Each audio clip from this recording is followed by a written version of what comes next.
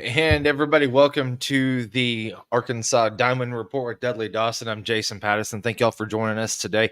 Sorry about a little bit of the hecticness this morning. I fired off the 10 a.m. and didn't realize I did it wrong. So we got the 2 p.m. And so we are here. We're live and we are ready for your comments, questions, anything you got for us. Dudley's got a lot on tap. He's been a pretty stinking busy dude the last couple of weeks. I know you love softball. I know you love baseball, but sometimes it's also nice to get a break too. True that. The obviously got 5 p.m. women's basketball game this afternoon, exhibition against Northeastern State, and then I will walk across the parking lot for the 6:30 Arkansas Tech softball exhibition. So those will be two good things, and then I believe there's a little football game tomorrow. So. Yeah, I think there's a little bit of football. I want to touch on that women's basketball. If I'm not mistaken, it's free admission too. Is that correct? Yes.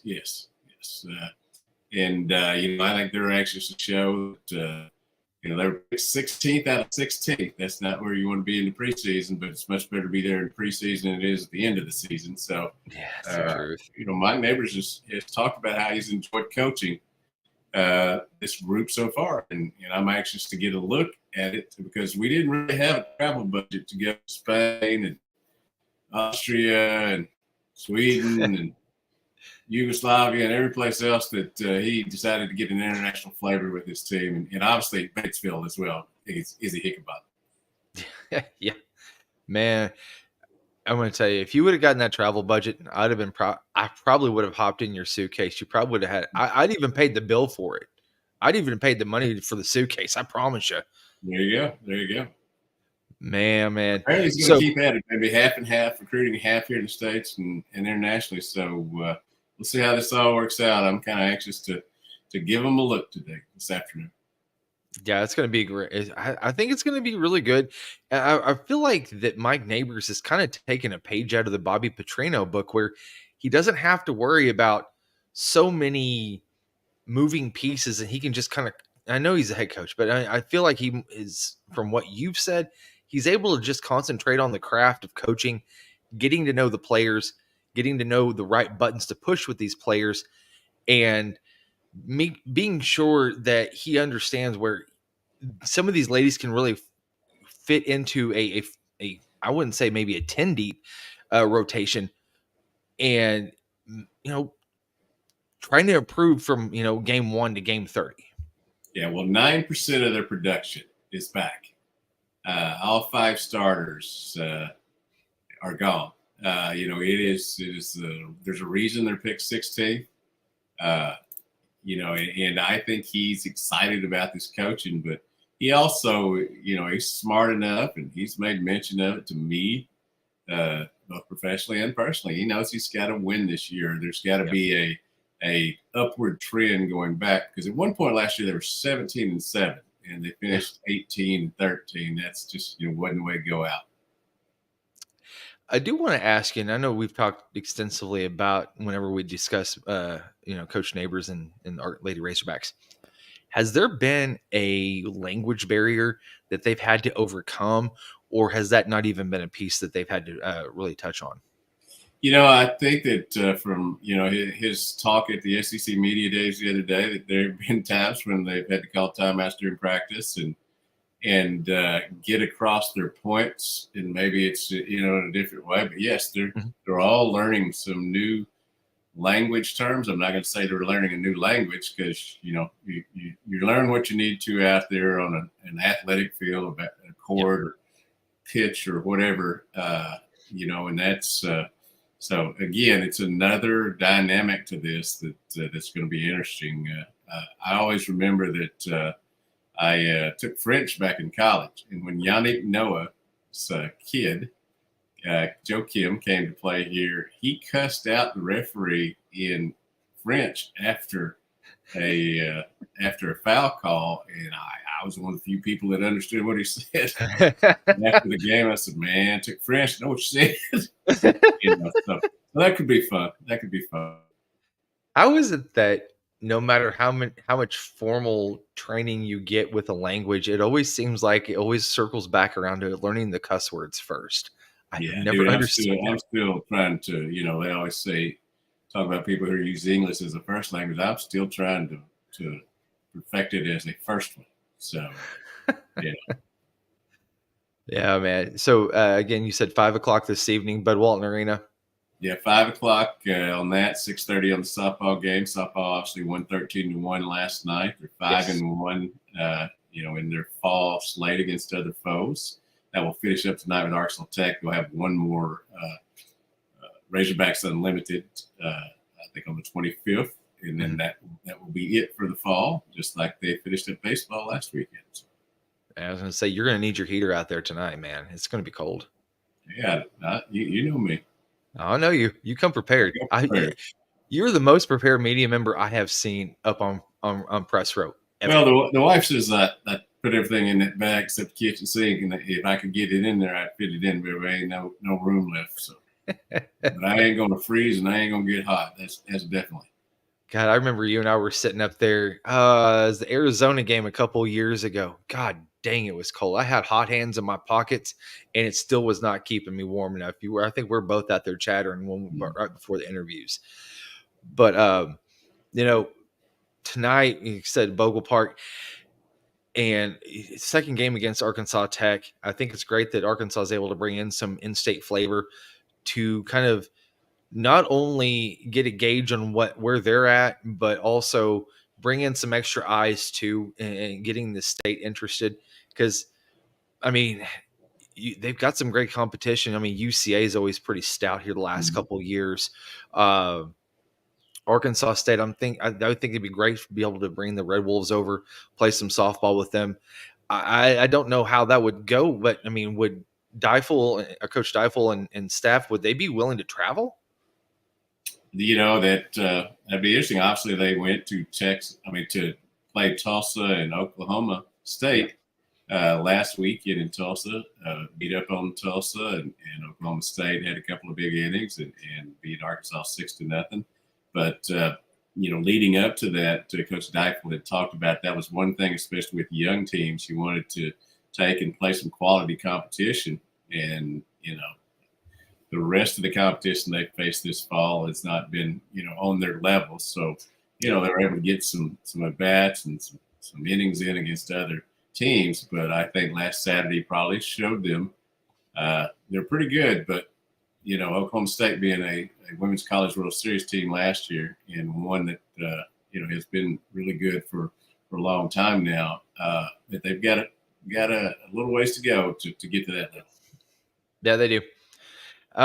So again, you said 5 or 6 o'clock this evening, Bogle Park. 6:30, 5:30 on basketball, 6:30 on softball. Gotcha. So, doing a little bit of a quick recap on that. I want to talk about the Oklahoma State softball game. I know that they lost 6-0 last weekend in Tulsa. Was there anything that Coach Deifel was able to get out of that game that was a positive? I know you were talking about them playing some quality opponents preseason, but I mean, going against a team that has made the College World Series the last couple of years, was there something that she could take away from that was a big positive?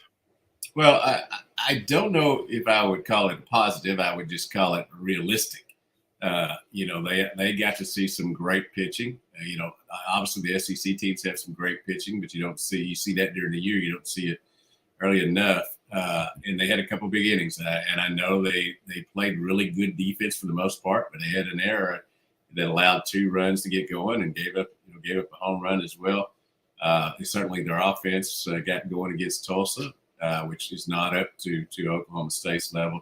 So I think there are a lot of things that you could see against very good competition that probably gave Coach Deifel and her staff the opportunity to know exactly what they need to do. Talia Rio has come back these last few games, and I believe she had a 2-run hit last night. So it's going to be interesting. Ella McDowell is fabulous. She's a fabulous freshman softball player. She can play shortstop, third base, second base. She's going to be in the lineup somewhere. And now you're just kind of these other positions. They're going to fill in around her. We know that Bree Ellis is going to be at first base. We know that Kennedy Miller is going to be behind the plate. And when she's not behind the plate, that Kylie Wyckoff will be. She's had a really good fall.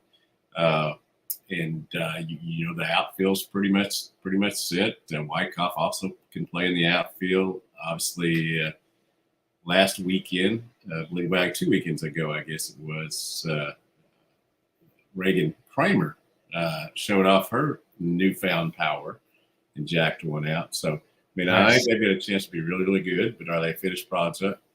Heck no. And are there better teams out there at this point? Sure, but they're knocking on the door.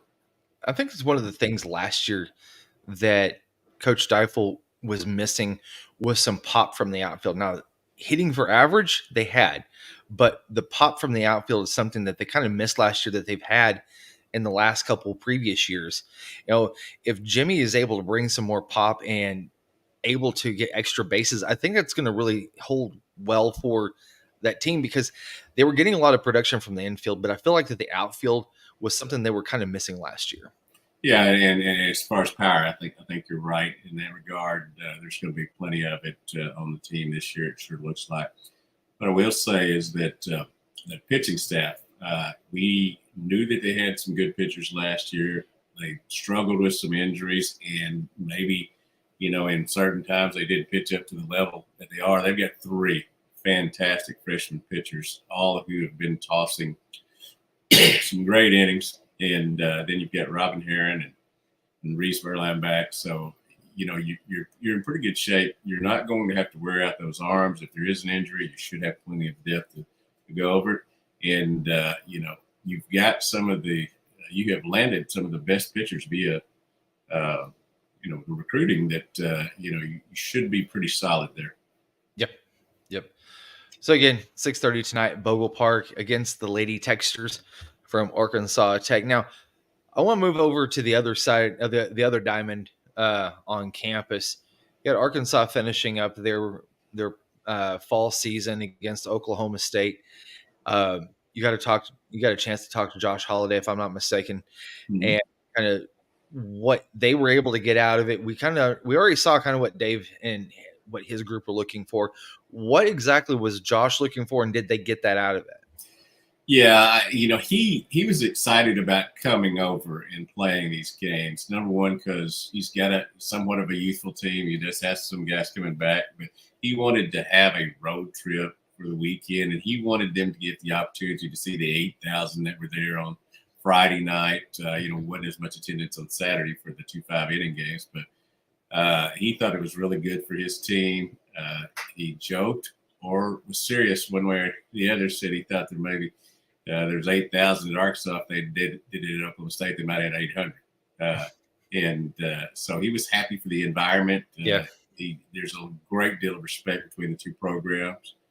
He also let me know that Matt Holliday had no interest in being the Cardinals hitting coach this year, that he's too busy following Jackson and his other son.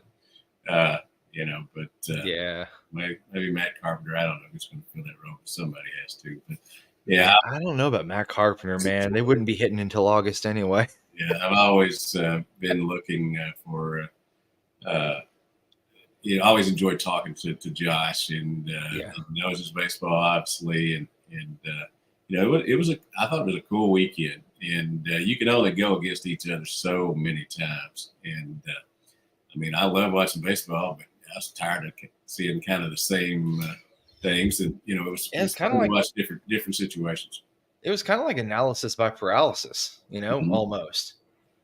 And or paralysis by analysis, but Yeah, I think for the most part, they had 10 of their, I would say, 13, 14 pitchers who I thought pitched really well. A couple of the older guys didn't do as well as they want to. Gave them a couple innings, but they came out of 2 out of 3 wins. And while you would have wanted to win all three, I think 2 out of 3, and especially that third game where they played what would be non-starters and won the ball game, I think went really well.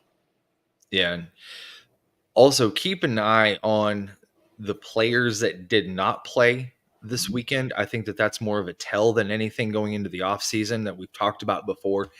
That if you're starting to wonder exactly how the numbers are going to work for Dave and his staff, I think that if you kind of see where some of those players that didn't even get a chance you might see them move a little bit Yeah, in the because of the offseason. roster, you're going to have the roster down to 40. By the time they get in spring, so you've got anywhere from 8 to 10, depending on how many guys will redshirt because of injury and all that.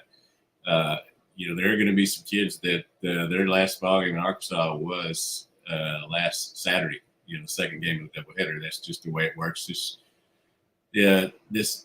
days with NCAA limits, it's good that they're going up with more full scholarships, but it's also going to limit. In both Coach Van Horn and Coach Holliday mentioned this, during this weekend that having just 32 to scrimmage and have fall ball next year is going to be a plus if they all get money, but it's going to be hard Yeah. do what they want to do during the fall, which is supposed to be a developmental time.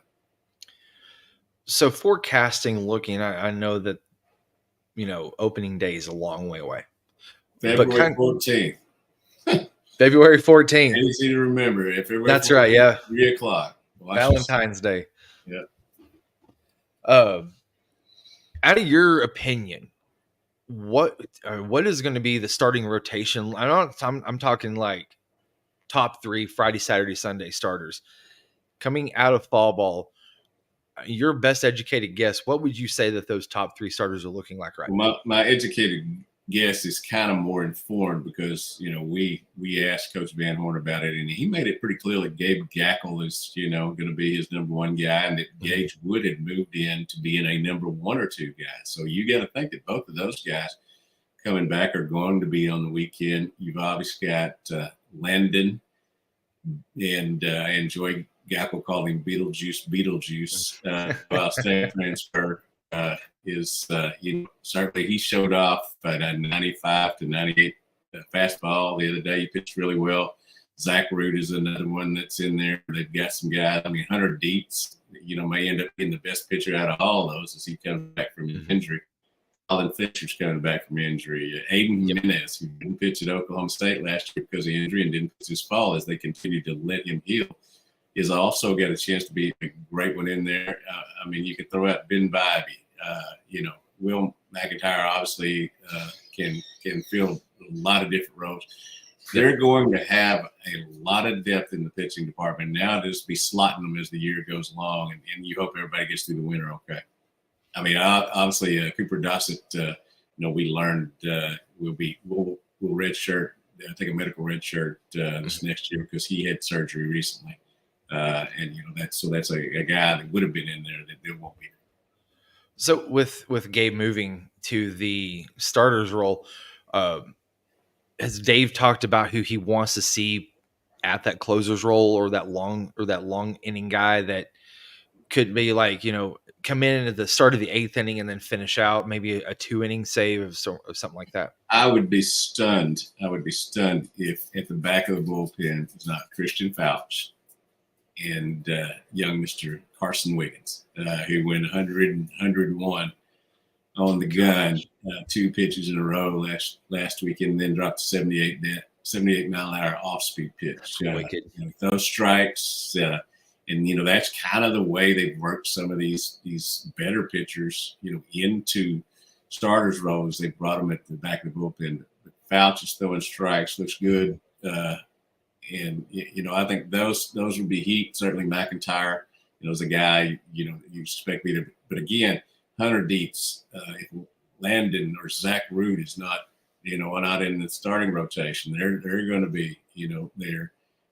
It's exciting to think about for the coaches, and I'm sure it will be for the fans. And I think most of them got a pretty good idea this past weekend with these 3 games that what they have now. And I've said it since I went to the first few scrimmages.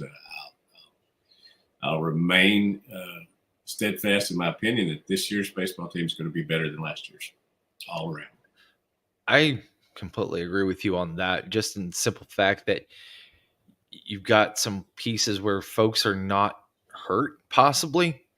They're trying to battle through injuries and I'm not going to say a liability, but just maybe hindered at the plate as much. I think that whenever you get some healthier hitters up there, that have seen the ball over the summer, like some of these guys that we've seen in fall ball that we or in summer ball that we've been following. I think that that's something that's really important that they are able to spring. We've talked about this before, where they're springboarding what they did in the fall that translates into the spring. Yeah, the outfield is going to be so much better. They've got more power out there, more speed. Obviously Ty Wilmsmeyer had some speed out there last year. There's several of them that can play out there. Kay Aloy, the younger but bigger Aloy, could possibly end up out there too. Kendall Diggs, obviously, is going to be healthy, and I expect him to have a banner contract year, as they say. Yep. Saw him around, obviously scrimmages. He's feeling good about the way it's trending. And another thing that is going to be fun, Charles Davelin he's an outfitter. They kind of stuck him up there in the leadoff row in all the scrimmages, and he was there the 2 of the 3 games this past weekend. My man talks French, so as I said earlier, I'm looking toward using some of this that I haven't really used much since college. Don't know what I was thinking. Man, oh man. So, I want to kind of switch topics here in just a second because we're getting close. I know we got probably about 8-9 more minutes, but because I want to touch on the Arkansas LSU game here in just a few minutes, in just a couple minutes. But one of the things that I also want to kind of note is you see that with Dave's rotation really quick, where you had Christian Fouch come in, and then you saw Gabe Gackle. Now Gabe has moved to the starter spot. Christian's moved to possibly, like you said, the closer spot, and then maybe a Jackson Wiggins in that Christian Fouch role. I see where he's just taking guys and moving them kind of down the line as they progress and they get more time under their belt. He's starting to move them into more key spots. Yeah, and you'll have I think more options at the back end of the bullpen this year. Obviously, we know that Hagen Smith, was fabulous last year. And for the most part, Brady Tigard and the other young man that started, whose name's escaping me at the moment, from Texas Tech. They had their moments, but they weren't consistent. I think that's what you're going to see out of the starting rotation this year, is the opportunity to be more consistent. And there are guys that can go 6 or 7, but he's not going to have to do that. He can set it up more like the major leagues do now, when you really don't let your pitchers go against somebody 3 times in an order because you have enough pitching. Yeah. And also one of the other things too, I think, is Mason Molina, by the way. Yes. What's really great to have in Dave Van Horn's back pocket is having Will McIntyre, just in case if something does go awry, something happens, God forbid, an injury of some sort. Throw him in the middle of the week lineup, for instance. Let him kind of work, get reacclimated with these guys are starting to get reacclimated. If somebody gets hurt, he's able to put a guy in there that has got a ton of experience, that has battled SEC foes for like the last 4 years now. And now he can move Will around. And I think that that's going to be a big factor that you may not see across the SEC. I think this also is going to be Ryder Helfrich's breakout year. Obviously had a great summer and had a great fall as well. He's a guy with power. He's also shown off his speed this fall. He's laid down a few bunts and different things. And that's one of the main things they did differently this year. They were active on the bases. They were active in situations, moving runners up and holding them on and all that. So, he really brought them along this fall, I thought, in terms of, you get a lot of these high school kids and even some junior college kids that get by on their talent and not necessarily fundamentals. And they were just one of the things they were stressing this fall. And I think that, that was good to see. I know that Davis talked about, stressing contact at the plate, putting pressure on the defense over the last couple of years. But I feel like the approach has been more of a power, maybe not so much from the coaching staff, but from when those guys get up to the plate, some of those times that they're up there, they're swinging for the fences. And I don't think that's going to happen this year. It appears they're going to go more from an Earl Weaver type offense to, Baltimore Orioles, wait for a 3-run homer, to more of a Whitey Herzog type this Mhm. year with some rabbits on base and moving guys over. You may have somebody like Tommy Herr who hits 2 home runs but drives in 80. You know, Yeah, from that they're definitely going to put more pressure on opposing defenses this year in baseball. that's gonna be fun to see too. Because, I mean, don't get me wrong, chicks love the long ball, but baseball enthusiasts love the small ball, and Mm. so I'm excited for that too. I really am. So let's move to this game tomorrow night, 6 o'clock, ESPN. You got Arkansas, and you got as I have heard folks call affectionately, Corn Dog University, with LSU coming into town. Don't think it was affectionately, but yeah, I know what you're saying. Well, from an Arkansas standpoint, it was affectionate. Not from an LSU standpoint, it was by no means affectionate. Because you love to hate on the Tigers. And there's, I mean, listen, this is a rivalry. This is something that Otis and I talked about last night. And this isn't one of those rivalries where it's more of a university driven thing. This is a fan driven thing where there's just a lot of hate between both the schools, because there's been a lot of high profile games where one team wasn't ranked, another one was, and the non ranked opponent knocked them off and sent them on their way on a bad trajectory for the rest of the season. I mean, I think Arkansas can do that again towards LSU. Yeah, and you know, it's always been a competitive game, regardless of how the teams have been. You know, you've had good LSU teams that have lost to not so good Arkansas teams, and Yeah. vice versa. 19-9 in the Golden Boot era for Yeah. LSU, but so many of those games have been one-score games, including the last 4, uh, which have all been by field goal, Yeah, it's or been three less. points. Yeah, and I suspect we will have the opportunity to see that this weekend. One thing I do think is, I think Nico is going to be a great quarterback for Tennessee, Mhm. but it's a little bit different this week. You're going to have to go a little bit different. Garrett Nussmeier has plenty of snaps under his belt for LSU, and is someone that I think won't be as befuddled as Nico was when Yeah. Arkansas beat Tennessee 19-14. Uh, him as quarterback, and he's Taylor Green. How healthy is he going to be? It sure appears he's going to play. And Mhm. is he going to be able to make some of those runs? And maybe even more important, is he going to be able to stay out and get sacks? And how's the running game going to be now that Harold Perkins is out for the year for LSU? They've still got Yeah. some very good football players. Get a couple of wide receivers back this weekend. I think it should be a very competitive game. As you know, I think you and I picked LSU, Yeah. and the others took Arkansas. I'm sure that Arkansas fans hope they're right and we're wrong. But if you've beaten somebody 4 in a row, I'm going to take you again till you lose to them. Yeah, you got to prove me wrong before I start to choose the other Plus, side we on had that. no idea for sure that Taylor would be back, and while I think Malachi Singleton's got a great future ahead of him, I think it Mhm. would be tough if he had to go a full game against a really good defense. Yeah, and in all accounts too, Malachi went up against that great defense in Tennessee.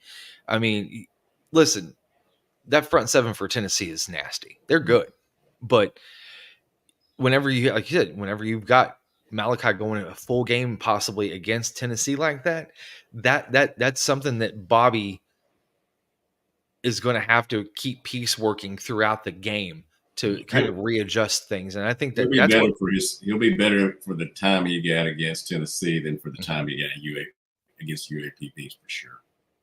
Yep. And what's nice to have in Bobby's back pocket right now, and this is something that Otis and I talked about last night, is that Arkansas's got 2 quarterbacks that can put scores on the board. There's not very many schools in the SEC that can say that.